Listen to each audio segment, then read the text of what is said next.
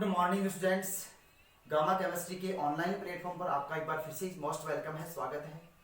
तो previous lecture में हम बात कर रहे थे ठोस अवस्था की, और ठोस अवस्था में हमने संकुलन क्षमता पढ़ लिया था, पैकिंग एफिशिएंसी हमने पढ़ ली थी।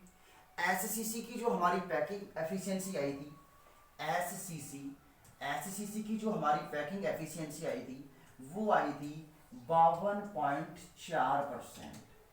जो बीसीसी की हमारी जो पैकिंग एफिशिएंसी थी वो थी 68%, और जो एफसीसी की हमारी संकुलन क्षमता थी वो थी 74%, 74%।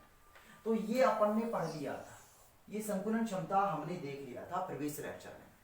तो बेटा आज हम बात करने वाले हैं ठोसों में त्रुटियों की। सॉलिड जो है उनमें कुछ कमी उत्पन्न हो जाती है, कुछ त्रुटि उत्पन्न हो जाती है, और उसे हम कहते हैं ठोसों में त्रुटि। तो देखना बेटा, जैसे हम बात करें ठोसों में त्रुटियों की, तो हमारा आज का जो टॉपिक है वो रहेगा ठोसों में त्रुटियां, defect in solid. Defect in solid, defect in solid, ये हमारा टॉपिक रहेगा आज, ठोसों में त्रुटि। अब देखो होता क्या है, कोई भी ठोस है, मान लो NaCl है, तो उस NaCl में Na+, उस NaCl में Na+ होगा, Cl- होगा, फिर हम बात करें Na+ होगा, Cl- होगा, Na+, तो ऐसे धनायन और ऋणायनों का एक कॉम्बिनेशन होता है, एक नियमित व्यवस्था पाई जाती है, अल्टरनेट ऑर्डर में होते हैं, Na+, Cl-, फिर Na+, फिर Cl-, फिर Na+, फिर Cl-, ऐसे एक नियमित व्यवस्था पाई जाती है। और ये जो क्रिस्टलों में धनायन व ऋणायनों की जो नियमित व्यवस्था है, ये केवल और केवल परम शून्य ताप पर ही पॉसिबल है। मतलब ये केवल और केवल 0 केल्विन ताप पर ही पॉसिबल है। 0 केल्विन ताप को हम परम शून्य ताप कह सकते हैं, या फिर हम ये कह दें वह ताप जिस पर गैसें शून्य आयतन घेरती हैं उसे हम कहते हैं परम शून्य ताप। तो ये जो आदर्श क्रिस्टल की जो व्यवस्था है ये केवल और केवल परम शून्य ताप पर ही पॉसिबल है।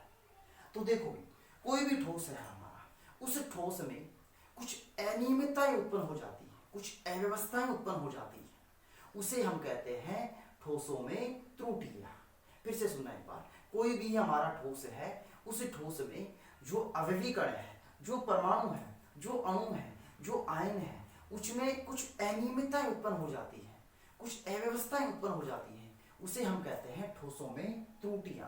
तो आज हम पढ़ने वाले हैं कि ये जो ठोसों में त्रुटियां हैं ये कैसे कैसे हो सकती हैं, इसको हम पढ़ने वाले हैं। ठोसों में जो त्रुटियां हैं ये कैसे कैसे पॉसिबल है, इसकी हम बात करने वाले हैं। तो देखना, ठोसों में जो त्रुटियां हैं वो दो प्रकार की होती है। एक जो त्रुटि है वो होती है इलेक्ट्रॉनिक त्रुटि, इलेक्ट्रॉनिक त्रुटि। तो देखना बेटा, एक हमारी जो है इलेक्ट्रॉनिक त्रुटि है,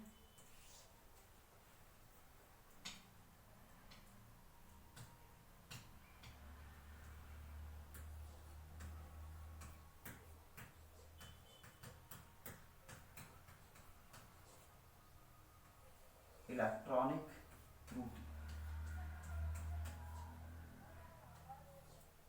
इलेक्ट्रॉनिक त्रुटि।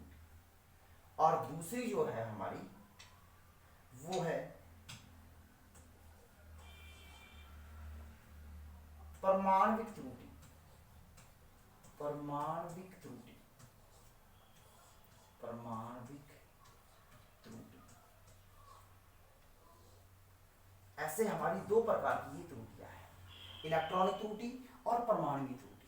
त्रुटि का मतलब कोई भी ठोस है उसमें कुछ अवयवी कणों में अनियमितता उत्पन्न हो जाती है, उसे हम कहते हैं त्रुटि, ठोसों में त्रुटि। और एक आदर्श क्रिस्टल जो है ठोस है वो हमें परम शून्य ताप पर ही मिल सकता है, जो कि पॉसिबल नहीं है, क्योंकि परम शून्य ताप पर जो ठोस है उसकी एंट्रोपी का मान शून्य होता है, जबकि एंट्रोपी का मान शून्य होता नहीं है, पॉसिबल नहीं है।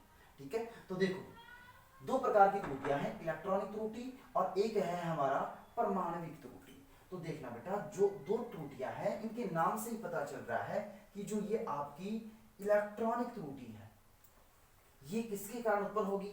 ये इलेक्ट्रॉन के कारण उत्पन्न होगी। इलेक्ट्रॉनिक त्रुटि इलेक्ट्रॉन के कारण उत्पन्न होगी। परमाणुविक त्रुटि परमाणु के कारण उत्पन्न होगी। या फिर हम ये कह दें परमाणु में कौन कौन है? आपका अवयवी कण है।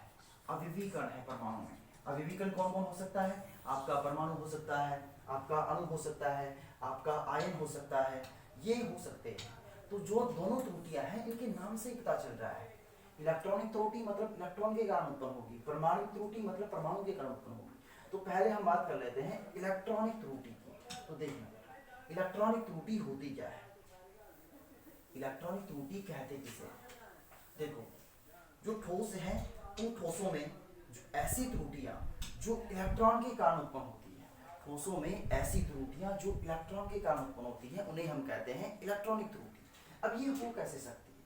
जैसे मान लो कोई भी ठोस है, जैसे हमारा सिलिकॉन का क्रिस्टल है, सिलिकॉन की वैलेंसी 4 होती है और ये लो जी सिलिकॉन और ये सिलिकॉन एक नियमित व्यवस्था में व्यवस्थित रहते हैं। सिलिकॉन का जो क्रिस्टल है वो एक नियमित व्यवस्था में व्यवस्थित रहता है। ये लो जी सिलिकॉन का क्रिस्टल है और ये एक नियमित व्यवस्था में व्यवस्थित है। अब इस क्रिस्टल को हमने थोड़ा सा गर्म किया, इस क्रिस्टल को हमने थोड़ा सा टेम्परेचर दिया और टेम्परेचर देने से इसमें कुछ मुक्त इलेक्ट्रॉन उपलब्ध हो जाते हैं, कुछ मुक्त इलेक्ट्रॉन रिलीज हो जाते हैं और उन मुक्त इलेक्ट्रॉनों के कारण इस ठोस में चालकता उत्पन्न हो जाती है।